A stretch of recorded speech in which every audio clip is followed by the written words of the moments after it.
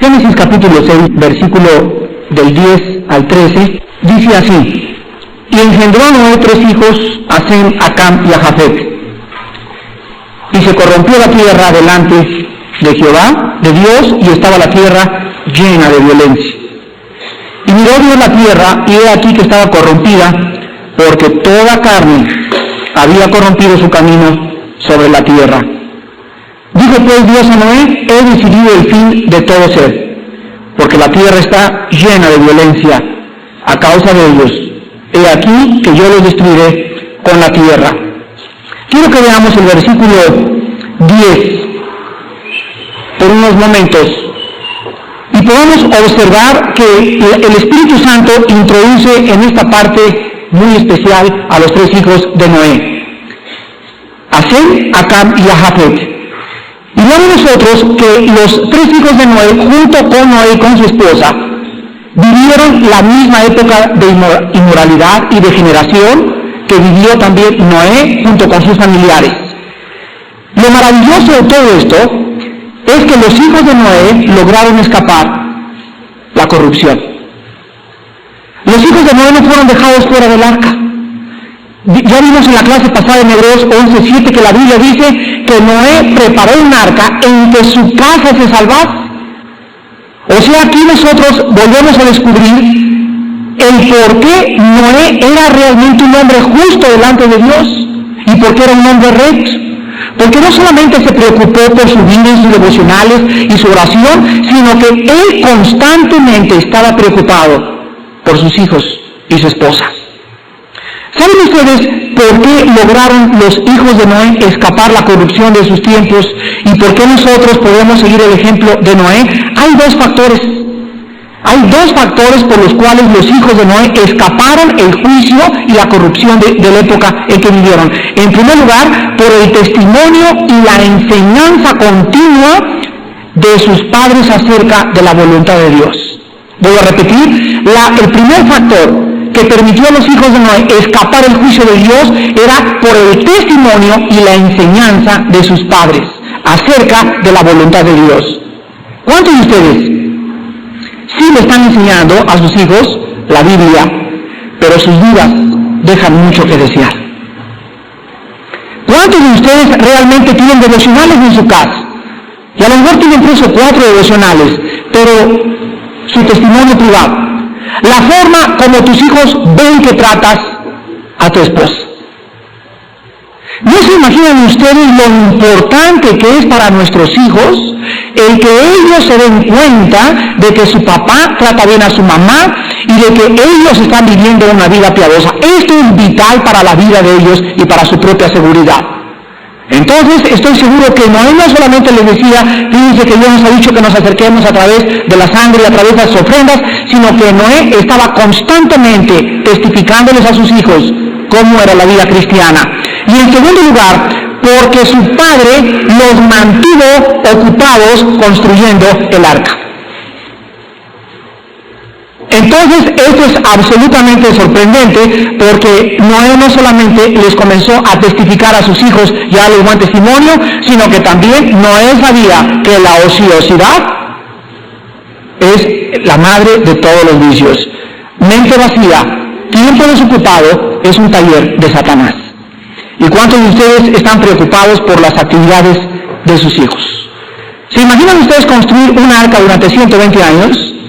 Los hijos de Noé estuvieron no solamente recibiendo alimento, sino que no tenían tiempo libre. Y una de las cosas más importantes para ellos y para nuestros hijos es que nosotros como padres comencemos a preocuparnos realmente cuál es el tiempo que nuestros hijos tienen libre. Porque si sabemos que tienen libre el sábado toda la tarde y nosotros no estamos y nos vamos mi esposo y yo sin saber ni siquiera dónde van a ir nuestros hijos, comenzamos a descubrir dentro de 1 mes o 2 meses que tienen amistades equivocadas. Todos nosotros sabemos con cuántos amigos están saliendo nuestras hijas. ¿Conoces tú personalmente a los amigos de tus hijas? ¿Los conoces personalmente? ¿Sabes quiénes son? ¿Sabes cómo se llaman? ¿Sabes en dónde viven? ¿Sabes de qué familia vienen? ¿Sabes tú con quién van tus hijos los sábados? ¿Sabes tú a la casa y a la fiesta donde van a ir? ¿Sabes tú realmente de qué facha es esa casa? ¿Conoces tú a los amigos íntimos de tus hijos en la escuela? ¿Les has pedido invitarlos a tu casa para conocerlos? Estas cosas contribuyeron a que estos muchachos escaparan de la corrupción de los tiempos de Noé. Y nosotros haríamos bien en seguir el ejemplo de Noé también. Ahora quiero que noten algo, porque hay un hijo de Noé que se desbalagó. Y yo he visto en la Biblia, en los hijos de Noé, en los hijos de Samuel, en los hijos de Saúl, en los hijos de David, en los hijos de Billy Graham, en los hijos de los más grandes misioneros, que hay por ahí una ovejita negra. Y siempre en todas las familias, no importa lo piadoso de la familia, habrá alguien que se quiere brincar las trancas, como dicen en mi tierra. Pero quiero que sepan una cosa: Dios nos promete, queridos hermanos padres, que si nosotros educamos a nuestros hijos, aun cuando fueren viejos, no se apartarán del camino. Fíjense la promesa.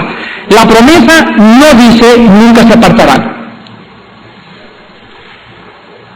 O sea, sí pueden apartarse, pero ¿saben una cosa? Dios los hace regresar. Y lo he visto con mi propia familia. Gracias a Dios, estoy seguro que ahora ya casi mis 4 hijos están en el camino del Señor. Yo he visto como uno tiró de patadas y quiso brincar por ahí por un tiempecito, y vino el Señor, y las oraciones, y las oraciones, y las oraciones, día y noche, comienzan a mover al Espíritu de Dios, a impactar conciencia en su corazón y convicción de pecado, y nuestros hijos tienen que regresar al camino. Porque así lo dice el Salmo 112, la generación de los justos será bendita. Entonces, aun cuando quieran brincarse por algún tiempo las trancas, nuestras oraciones y la convicción del Espíritu de Dios y el recuerdo de Cristo siempre repercutirá en su conciencia y nunca podrán vivir en paz. Porque el Espíritu Santo no puede dejar a ningún hijo de ninguna familia cristiana en paz por las oraciones de sus padres. Ahora quiero que vean ustedes una cosa importante también, porque dice en el versículo 11 que la tierra se corrompía, y vimos que la palabra corromperse en el hebreo es la palabra shachah, S-C-H, A-C-H-A-T-H, shachah, y significa destruir totalmente. Ahora hay razones, y vamos a estudiarlas en esta noche, por las cuales Dios envía su juicio sobre el mundo. Pero vamos a recordar las palabras de Cristo en Mateo 5:13. Vosotros sois los que impiden el juicio de mi Padre. Se los voy a traducir en otra forma. Vosotros sois la sal de la tierra. La sal tiene 2 características principales. La primera es que la sal impide la putrefacción. La sal impide que la carne se eche a perder. Y en segundo lugar, la sal sirve para dar sabor.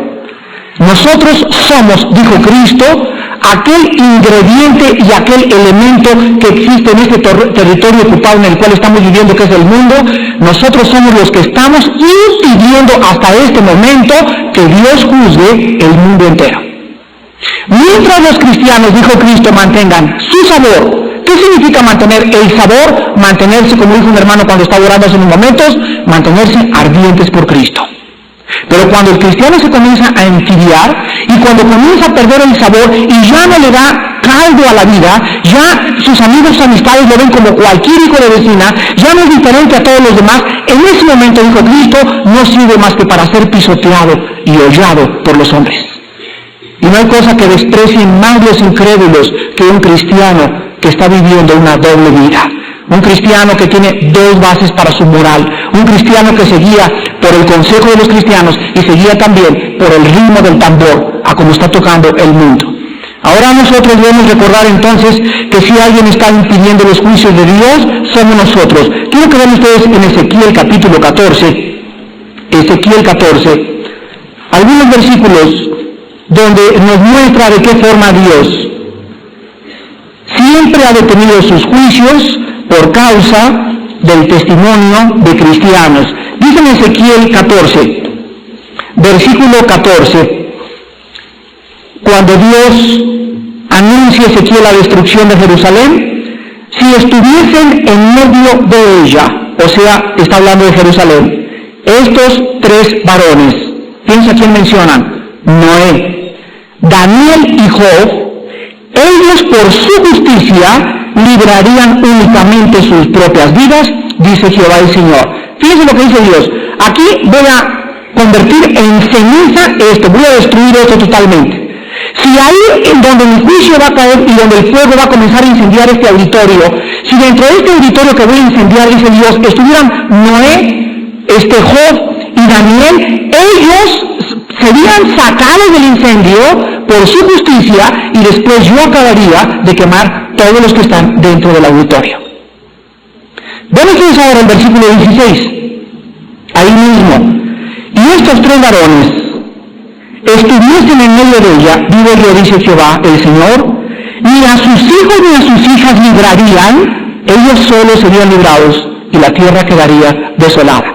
Aquí ya vemos un poquito más profundo que cuando Dios ve un juicio por caer sobre la tierra, nunca dejará a su pueblo sufrir el juicio. Y dice la Biblia que si aún estos tres hombres hubieran tenido hijos, ahí se hubieran quedado los hijos y solamente librarían sus propias vidas. Vean ahora el versículo 18. Y estos tres varones, otra vez, estuviesen en medio de ella, vivo yo, dice Jehová el Señor, no librarían a sus hijos ni a sus hijas, ellos solos serían librados. Ahora ven ustedes el versículo 20.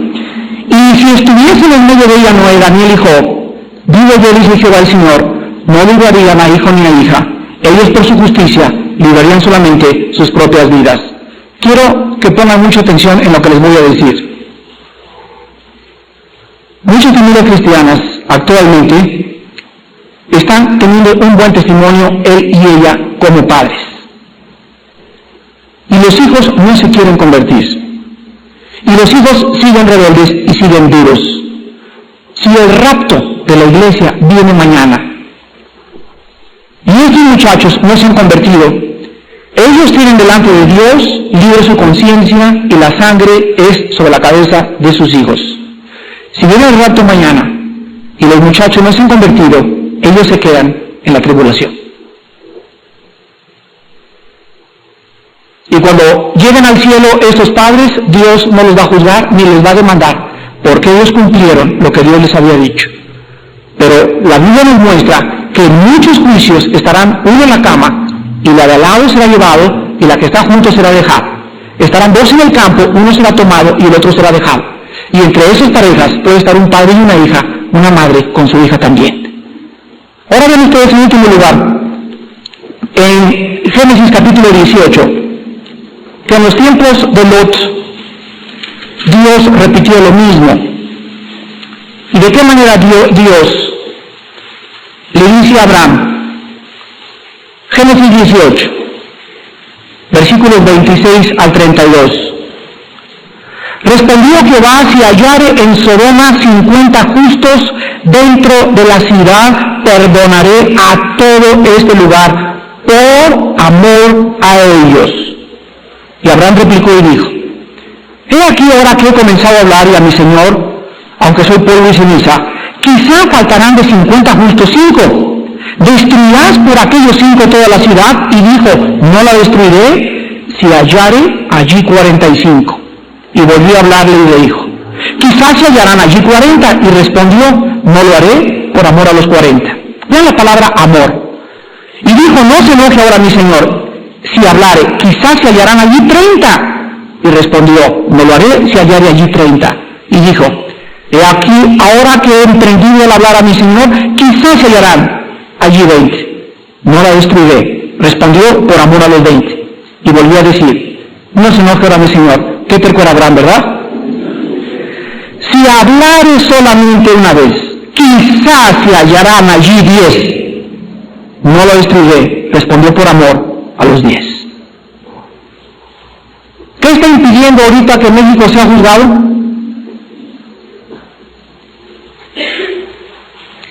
¿Se imaginan ustedes cuando comiencen a suceder las cosas que anunció Cristo en Mateo 24, donde va a ser el principio de dolores y donde van a comenzar a suceder cosas catastróficas y fenómenos sobrenaturales como temblores, tornados, inundaciones, etcétera, etcétera. Cuando comiencen a caer todas estas cosas, ¿se imaginan por qué el juicio va a comenzar a avanzar y avanzar y avanzar? Simplemente porque por el amor de muchos se enfriará la hermandad cristiana.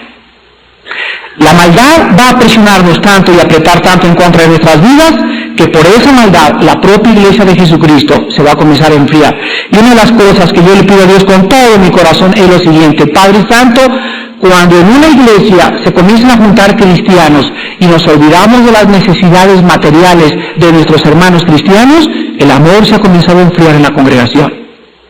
Cuando comienza una familia que no tiene que comer en una iglesia, y cuando comienza una iglesia a tener problemas de que hay una familia que ni siquiera tiene un techo para taparse, en ese momento, ¿en dónde está el amor de Dios en nosotros? Y ahí sí hemos descubierto que se comienza a infiltrar y a penetrar, a leudarse el amor entre nosotros. En 1 Juan 3, el apóstol Juan escribió: porque si viéramos a nuestro hermano tener necesidad, y no le damos con qué taparse, con qué comer, no le damos un raite, no le llevamos a un lugar donde él necesita ir porque no tiene ni siquiera coche, ¿cómo puede el amor de Dios morar en nuestros corazones? Tengamos cuidado, pues, en no enfriarnos y creer que ser cristiano es alabar a Dios y cantar, etcétera, etcétera. El amor se demuestra en el amor al prójimo. Ahora vayamos nosotros a 2 de Tesalonicenses para ver que el apóstol Pablo escribió que antes de que el anticristo se manifieste, hay un poder en el mundo deteniendo que se desborde la maldad como podría desbordarse. Repito, ahorita hay un poder en el mundo que está impidiendo que nos asesinen, está impidiendo que se degeneren todos, está impidiendo que suceda lo que sucedió en los tiempos de Noé. Y dice así, 2 de Tesalonicenses, capítulo 2, versículo del 3 en adelante: nadie os engañe en ninguna manera, porque no vendrá, está hablando del anticristo, sin que antes venga la apostasía y se manifieste el hombre de pecado, el hijo de perdición, el cual se opone y se levanta contra todo lo que se llama Dios o es objeto de culto, tanto que se sienta en el templo de Dios como Dios, haciéndose pasar por Dios. ¿No os acordáis que cuando yo estaba todavía con vosotros os decía esto? Y ahora vosotros sabéis lo que ¿qué? Lo que lo detiene, a fin de que a su debido tiempo se manifieste, porque ya está en acción el misterio de la iniquidad, solo que hay, otra vez, quien al presente, ¿qué cosa? Lo detiene, hasta que él a su vez sea quitado del medio. ¿Quién creen ustedes que es esto que lo detiene?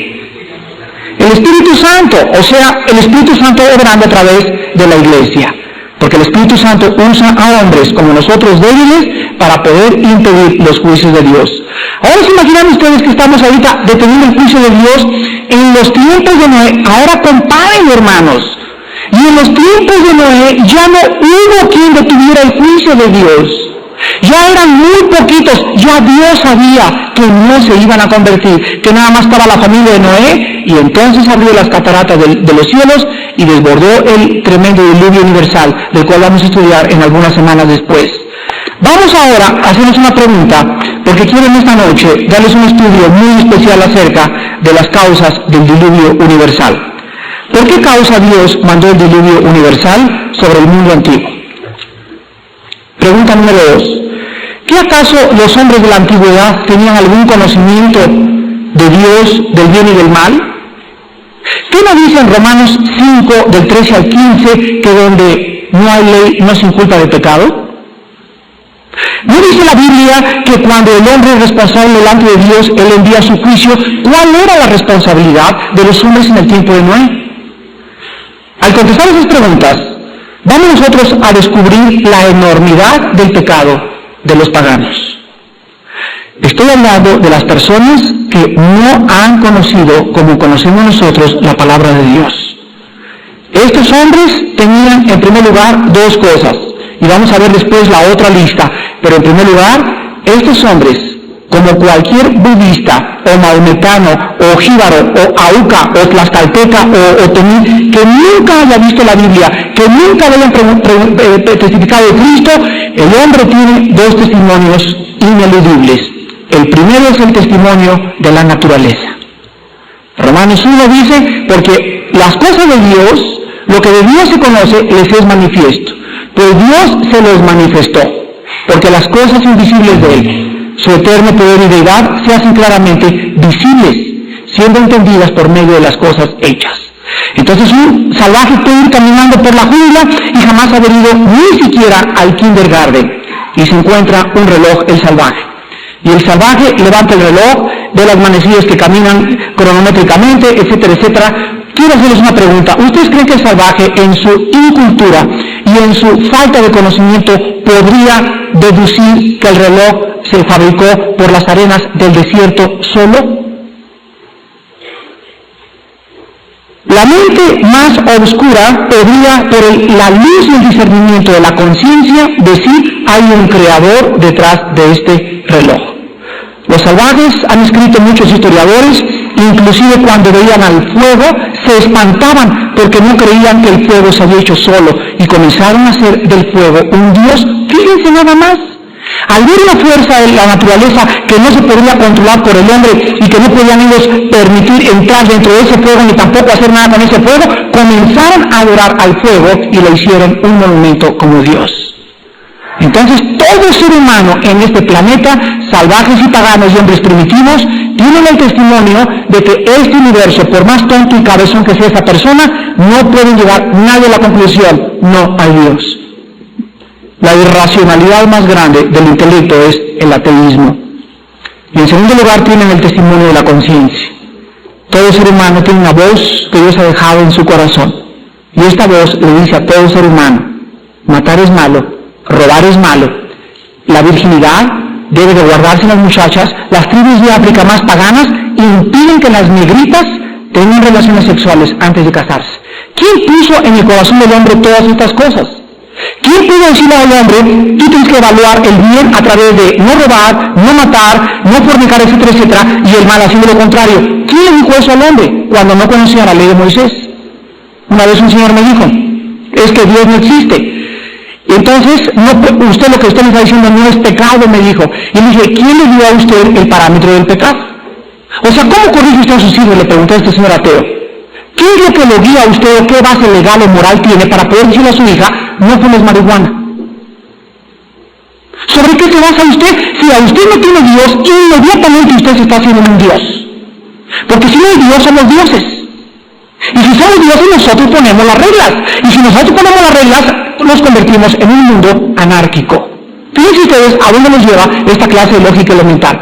A la anarquía total. Y le dije a este señor ateo, yo le apuesto que su hogar es una anarquía. Porque cuando los fundamentos son quitados, dice el Salmo capítulo 11, el justo no puede permanecer. El fundamento de un hogar es la palabra de Dios. Y si yo vengo a mis hijos y les digo, no hagas esto, no hagas aquello, y me dicen mis hijos, ¿y tú por qué tienes un amante? ¿Y tú por qué engañaste a mi madre? Y tú no es que no fumas marihuana y tú eres un borracho, papá, que cada 15 días te pones una borrachera. En ese momento yo no tengo ninguna base legal para poder educar a mis hijos. Mi hogar se convierte en anarquía.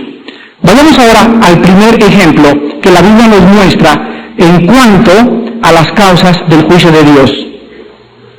Todos ustedes saben que en 1 Pedro 3:20 la Biblia nos muestra que Dios tuvo una paciencia tan grande, que duró más de 120 años. La paciencia de Dios, dice Romanos 2 también, y su grande longanimidad, espera y espera y espera, que tu prima, que tu cuñado, que tú mismo que nos visitas en esta noche, Dios sigue esperando a que tú respondas a su voz, pero llega un momento en que su paciencia tiene un límite. Y vayamos a ver en primer lugar por qué la paciencia de Dios llegó a un límite. En primer lugar, porque el mundo antiguo tenía la promesa de un Redentor. En Génesis 3:15, Dios le dijo a Adán y Eva que de la semilla que vendría la mujer aplastaría la cabeza. Y esta promesa que Dios les dio a ellos era precisamente para que vivieran esperando al que aplastaría la cabeza de Satanás. Desde que el hombre peca, hasta después de la venida de Jesucristo, toda la vida del ser humano, desde Adán hasta nuestros días, es una vida caracterizada por dos cosas, por la fe y por la esperanza. El justo por la fe vivirá, y la fe es la certeza de lo que se espera. Ahí está la esperanza, la convicción de lo que no se ve. Hay dos cosas que rigen a un hombre y a alguien que sigue a Dios, lo invisible y el futuro. Entonces, ellos tenían ya la promesa de un Redentor. En segundo lugar, se había instituido el sacrificio expiatorio. Fíjense ustedes que si ustedes leen Levíticos capítulo 8, Éxodo 38 y 39, van a encontrar que Dios le dice a Moisés, trae a Aarón y a todos sus hijos a la puerta del tabernáculo. Ya viene Aarón y con todos sus hijos se paran a la puerta del tabernáculo, y en ese momento le dice a Moisés, trae ahora a la gente, y traen a la gente. Muy bien, lo primero que vas a hacer con ellos, le dice Dios a Moisés, es lavarlos. Entonces agarran a Aarón y a sus hijos y comienzan a lavarlos uno por uno, y en eso los hijos los ponen aparte, y comienza Moisés a vestir a Aarón. Y le pone la túnica, el pectoral, el efod, las dos piedras urín y tumín, las campanillas abajo, su manto, etcétera, etcétera. Y ya que está vestido Aarón, en ese momento se mete Moisés al tabernáculo y con aceite comienza a ungir todo el tabernáculo. Comienza a ungir el salón, comienza a ungir el propiciatorio, comienza a ungir todo. Y al final, ya que ungió todo, le dice Dios a Moisés, ahora sí habla a los hijos de Aarón. Y vienen los hijos de Aarón y se paran junto a Moisés, y en ese momento los unge a ellos con aceite. Vean ustedes el orden, por favor. Se los vuelvo a repetir en momentos más, pero vean el orden. Ya que ungió a los hijos de Moisés, de Aarón, en ese momento agarra el sacrificio, lo degollan enfrente del altar, que tenía 4 cuernos, y los cuernos estaban forrados de bronce. El altar era más o menos aproximadamente como de 1 metro, 1,20 así de altura, y tenía una individual alrededor, para que ahí se vaciara toda la sangre. Pero aparte había como 7 cucharas, tenedores y cuchillos para poder partir el sacrificio, y cada cosa tenía un lugar dentro del plan de Dios. En ese momento agarra Moisés la sangre y la vacía, pero antes de vaciarla le pone los 4 cuernos con el dedo, unta cada 4 con la sangre, y después vacía el resto de la sangre en el suelo del altar. Después se voltea con los hijos de Aarón y los lava. Y después dice Dios, ahora diles que son consagrados a Jehová.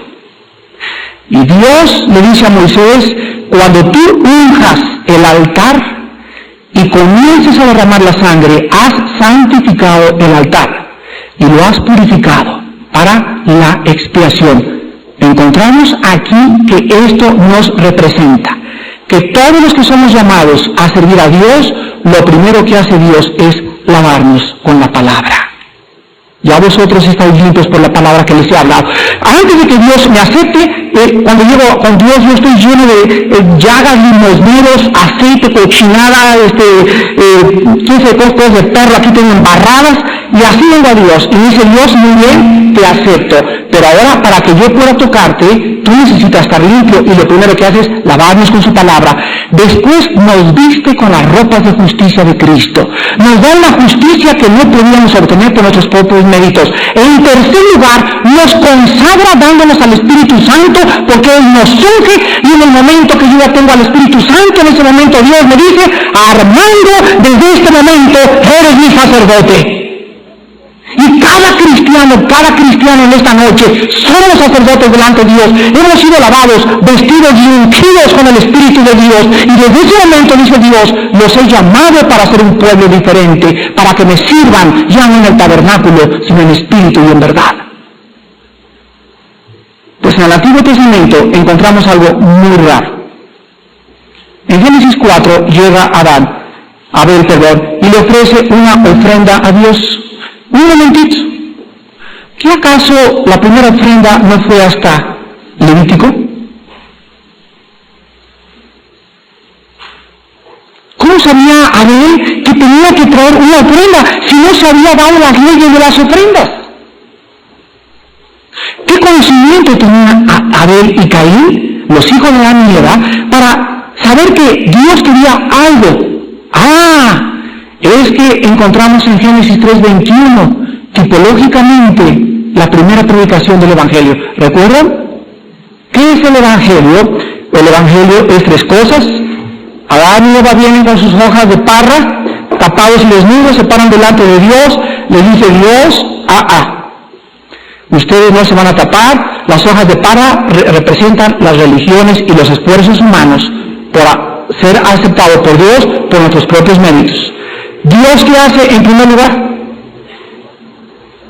Mata a un animal. ¿Qué hubo? Derramamiento de sangre. Inmediatamente la piel de ese animal lo usa para cubrirlos a ellos. Y encontramos tipológicamente predicado el primer evangelio en toda la Biblia. La salvación involucra tres cosas. En primer lugar, la salvación es de Dios. Él es el que provee la justicia. Él es el que nos imputa algo que nosotros no podemos merecer. En segundo lugar, tiene que morir un inocente. Tiene que ser a través de la sangre. Sin derramamiento de sangre, Hebreos 9:22, no puede haber perdón de pecados. Y en tercer lugar, la salvación es que tiene que morir un inocente y tiene que haber el derramamiento de la sangre. Entonces, Adán y Eva, cuando crecieron Caín y Abel, se sentaron junto a una piedra y comenzaron a decirles, ¿saben qué cosa, hijos? ¿Saben por qué sufrimos su madre y yo? ¿Saben por qué hemos ido y por qué tenemos estas enfermedades ahora? ¿Y por qué ahora está así la tierra? ¿Y por qué hay espinas, etcétera, etcétera? Porque desobedecimos a nuestro Creador. Y cuando Él nos pidió que quería perdonarnos y darnos su gracia, quisimos unirnos a una religión. Y nos metimos en una religión, le contó a Daniel a sus hijos. Y comenzamos a creer que con nuestra religión podíamos ser aceptados por Dios. Pero ¿saben qué? Él nos mostró claramente que no podíamos escondernos de Él a través de una religión. Entonces Dios nos regaló y nos dijo que Él nos iba a vestir y Él nos iba a dar esa salvación que nunca hubiéramos podido comprar nosotros. La misma historia que le contó Adán y Eva a Abel y a Caín es la misma historia que tenemos que contarles nosotros a nuestros. ¿Cuántos de nosotros, antes de conocer a Cristo, no vivíamos de religión en religión, de secta en secta, buscando ser aceptados por Dios? Ahora bien, esta ofrenda que Caín le trajo a Dios no es porque por primera vez en la Biblia, ahora en sus Biblias en Génesis 8:20, la primera ofrenda o la palabra holocausto, que fue la palabra que se tradujo al castellano del hebreo, en Génesis 8:20, dice la Biblia, edificó Noé un altar a Jehová, y tomó de todo animal limpio y de toda ave limpia, y ofreció, ahí está la palabra holocausto. Si ustedes leen este versículo en el inglés, principalmente en la versión King James, que es la mejor versión que existe, la mejor traducción del hebreo al Nuevo Testamento, al Antiguo Testamento, esta palabra se tradujo burnt offering en inglés, que significa ofrenda quemada. ¿Cuál es la diferencia entre el holocausto o la palabra ofrenda quemada? Bueno, esto es muy importante. La palabra hebrea significa literalmente, es la palabra hola, así como decimos hola pero con H al final. Es la palabra que se tradujo en Génesis 8:20, holocausto, y significa ofrenda quemada, humo que sube, ofrenda que sube. La palabra que se usó ofrenda en Génesis 4:3 no es hola, es mincha, que significa regalo o tributo. Entonces el regalo de Abel, no es lo mismo que la ofrenda que le trajo Noé, porque la primera vez que aparece en la Biblia la palabra hola es en Génesis 8:20. Por eso Dios trajo el juicio, porque los hombres, aunque no sabían exactamente que el rito de las vestiduras y el aceite, la unción y los detalles de la salvación, sí sabían una cosa, que para acercarse a Dios tenía que ser como Dios mandaba. En tercer lugar, el juicio de Dios cayó porque Caín llevaba la marca de su juicio y misericordia. No sé cuántos de ustedes sepan, pero la marca de Caín era un recordatorio para todos los que lo vieran a su alrededor del juicio de Dios sobre su vida.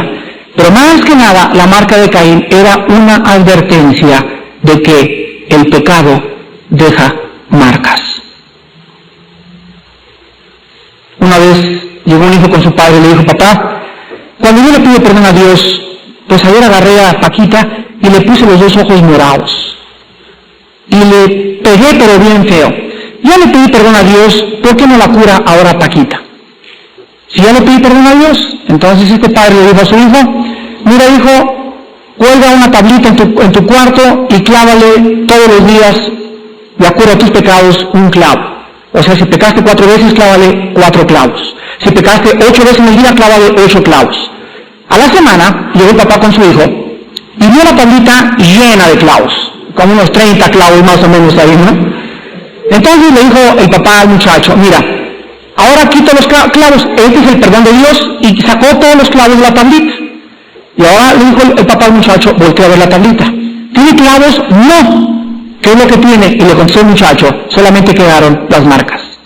Y así el papá le dijo al muchacho, cuando nosotros pecamos, Dios nos lava con su sangre, pero recogemos la cosecha.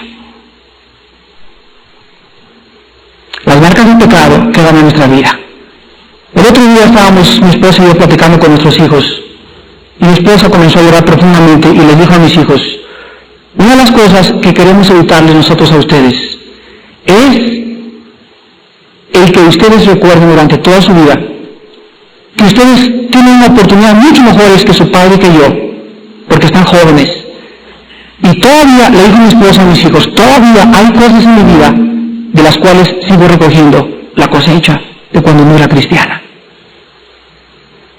Es cierto, somos nuevas criaturas espiritualmente, pero en este cuerpo y mentalmente, los traumas y los complejos psicológicos de cuando yo no era cristiano, todavía algunos brincan de vez en cuando en mi vida nueva.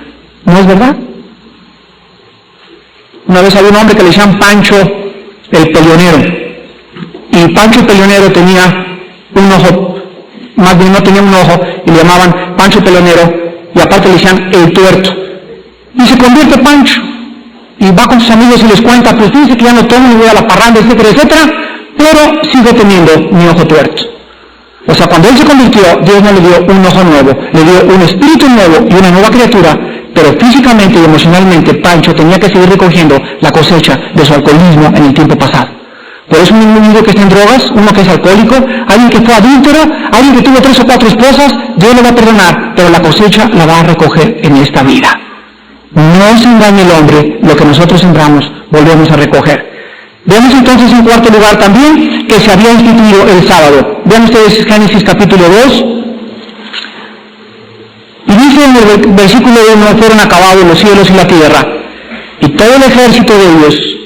Y acabó Dios en el día séptimo la obra que hizo, y reposó el día séptimo de toda la obra que hizo.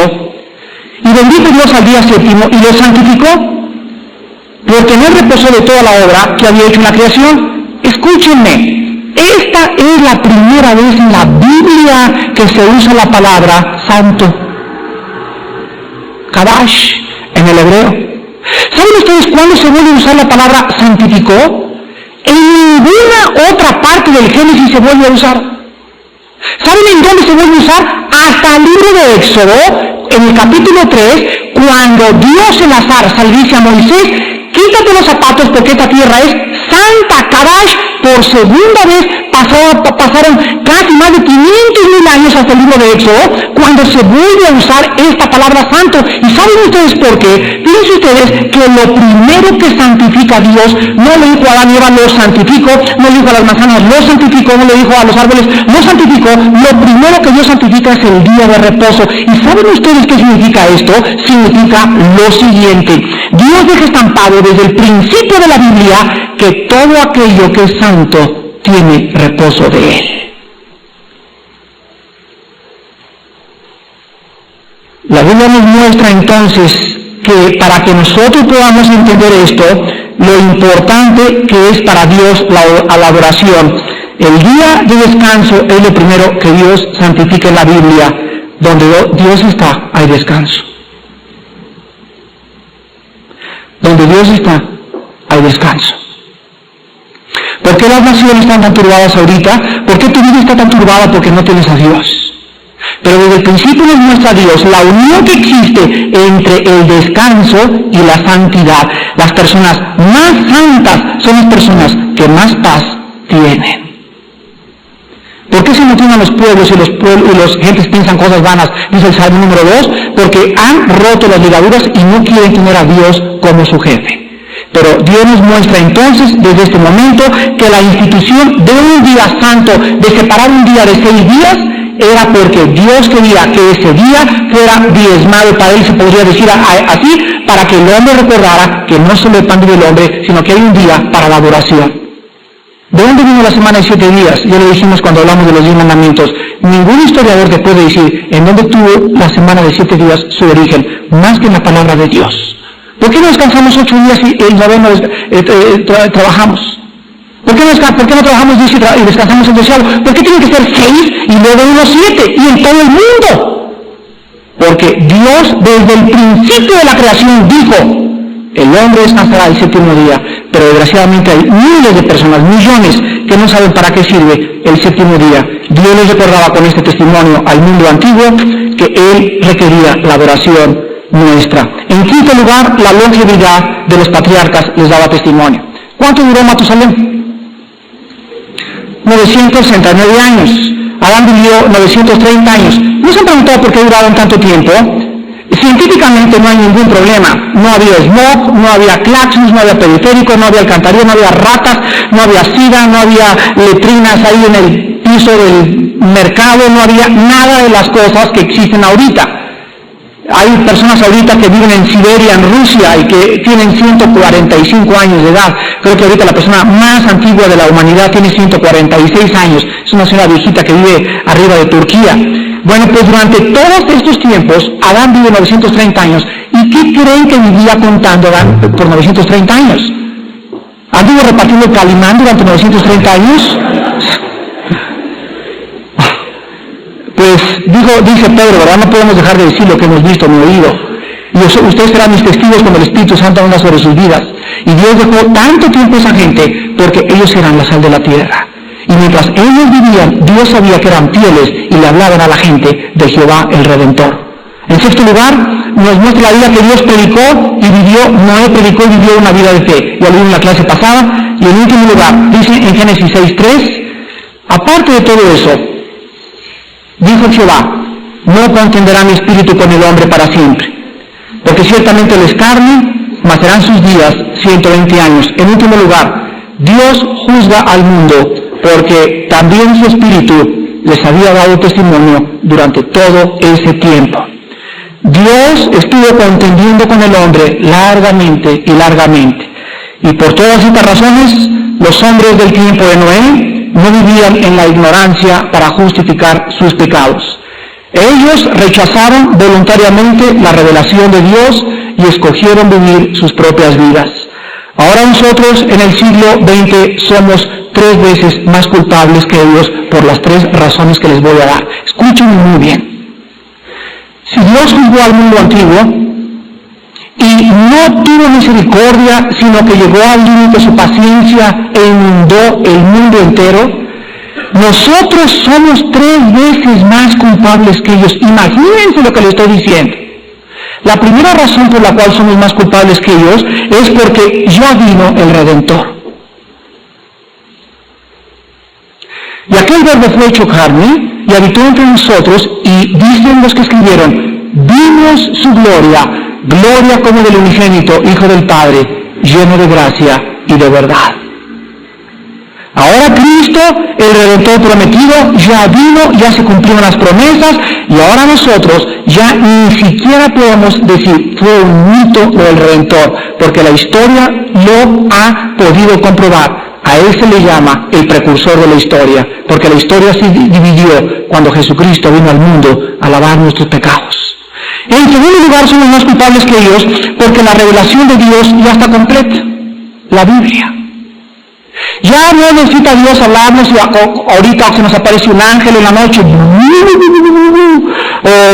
una Santa Catalina que se me aparezca, o tuve un sueño, hermano, y Dios me está diciendo, no conozcamos la Biblia, por favor. Dice Hebreos 1:1, Dios habiendo hablado muchas veces, o sea, habló más de 3,000 veces, se describe la palabra en el Antiguo Testamento, así dice Jehová, habiendo hablado muchas veces, y de muchas formas, o sea, hablaba por sueños, por visiones, Adán y Eva oían su voz, de muchas formas habló Dios en el Antiguo Testamento, dice Hebreos, ahora en estos tiempos nos ha hablado por su Hijo. Dice en la segunda carta del apóstol Pedro, ahora nosotros haríamos bien en estar atentos a esta palabra como a una antorcha que alumbra en lugar oscuro. ¿Hasta cuándo debe ser la Biblia nuestra única luz? ¿Hasta cuándo debe ser la Biblia nuestra única antorcha? Hasta, dice Pedro, que el lucero de la mañana salga de nuestros corazones. ¿Ven? Pero es que Hechos 2 dice que vuestros hijos tendrán visiones y sueños. Un momentito, en ese momento Pedro cita a Joel y en ese momento se cumplió la mitad de la profecía de Joel. Y en ese momento en el libro de los Hechos hubo visiones y éxtasis y sueños. Y esa profecía fue para el tiempo de Pentecostés, pero ellos no tenían la Biblia todavía completa, ni siquiera se había escrito el libro de Romanos, menos el de Apocalipsis. Ahora tenemos la Biblia completa y dice en la última página de la Biblia, el que le agregue o el que le quite será culpable de los juicios de Dios. Y en tercer lugar somos más culpables porque ahora nosotros tenemos una revelación mayor a través del Espíritu que Dios nos ha dado a cada cristiano. En el Antiguo Testamento el Espíritu Santo no había hecho una morada en los hombres. En el Nuevo Testamento ahora Él ha escrito sus leyes en nuestros corazones y en nuestras mentes. El próximo juicio, mis hermanos, será más severo. Y antes de que Dios caiga sobre la humanidad, quiero acabar diciéndoles esto. La próxima vez que Dios juzgue, nos ha dicho claramente que antes que caiga sobre la humanidad, caerá sobre la iglesia primero. Vean ustedes Ezequiel capítulo 9, vamos a ver 3 pasajes. Antes del próximo juicio, la iglesia será purificada. Dice Ezequiel 9. En este pasaje, en este capítulo, encontramos el juicio de Dios sobre Jerusalén. Ezequiel 9, versículo del 4 en adelante. Y le dijo Jehová, le está hablando a los ángeles, pasa por el medio y ponle una señal. Pasa por el medio de la ciudad, por el medio de Jerusalén, y ponle una señal en la frente a los hombres que gimen y que claman a causa de todas las abominaciones que se hacen en medio de ella. Quiero que noten en este versículo, en primer lugar, ¿quiénes eran los que iban a ser librados? Aquellos cristianos que tenían carga por las almas y por lo que estaba pasando a su alrededor. Nada más. Aquellos que estaban cada noche, oh Dios, mira a mi padre, oh Dios, mira a mi esposo, oh Dios, mira a mis hijos, oh Dios, oh Jesús, ¿cuándo vienes? Solamente esas personas estaban viviendo en contacto con el Espíritu Santo. ¿Y por qué están viviendo en contacto? Porque la carga más grande de Dios son las almas. Mira, versículo 5, y a los otros dijo, oyéndolo yo, pasad por la ciudad en pos de él, y matad, no perdone vuestro ojo ni tengáis misericordia, matad a viejos, jóvenes y vírgenes, niños y mujeres, hasta que no quede ninguno, pero a todo aquel sobre el cual hubiere señal, no os acercaréis, y comenzaréis. ¿Por el Partido Comunista? Comiencen por los prostíbulos, dice, váyanse primero a Las Vegas. No, a la manifestación que hubo antes de 200,000 homosexuales y lesbianas, ahí comiencen. ¿Dice eso? ¿Qué dice?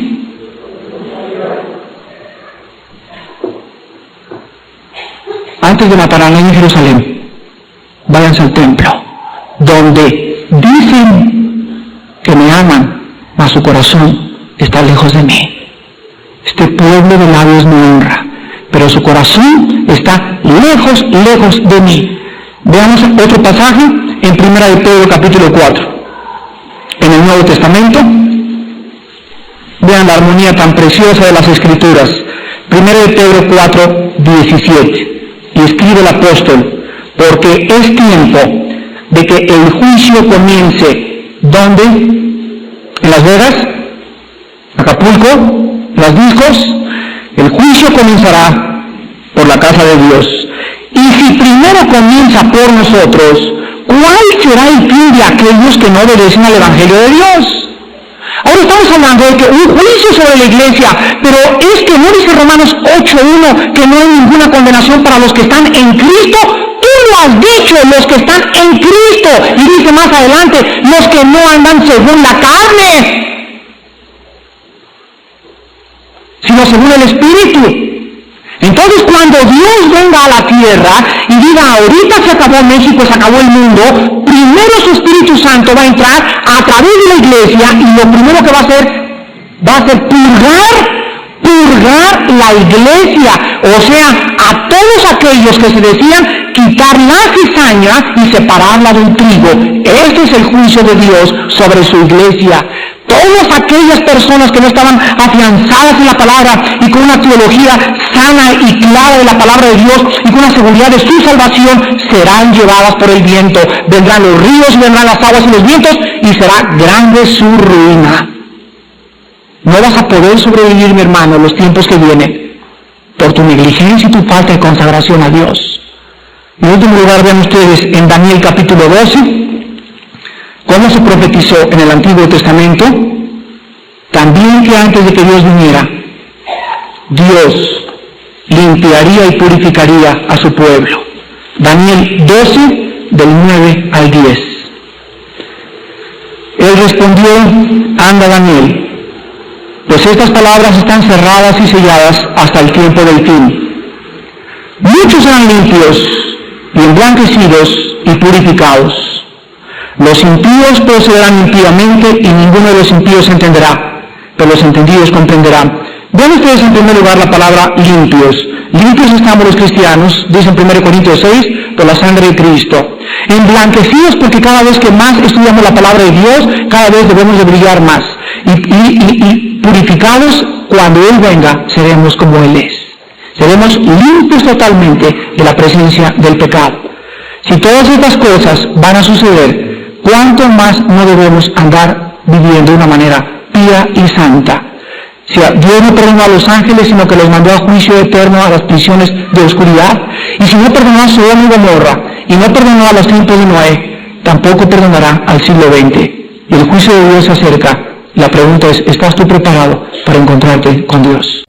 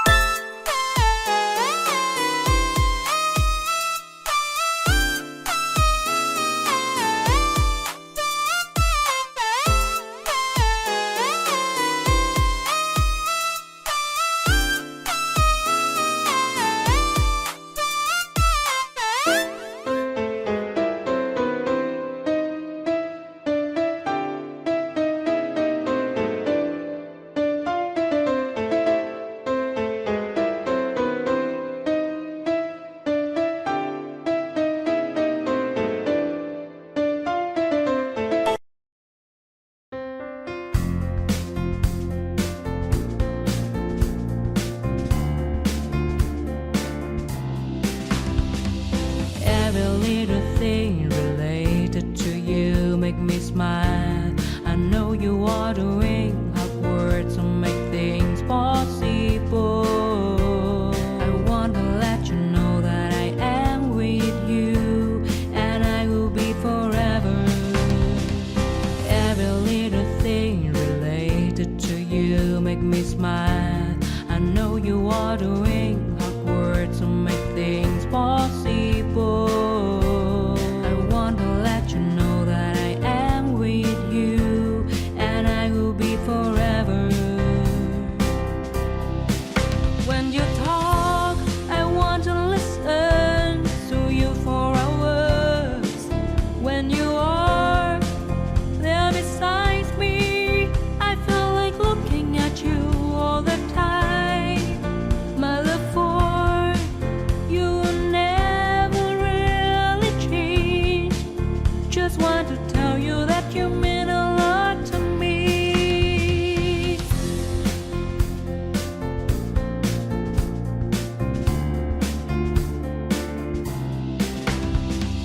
Every little thing related to you make me smile. I know you are doing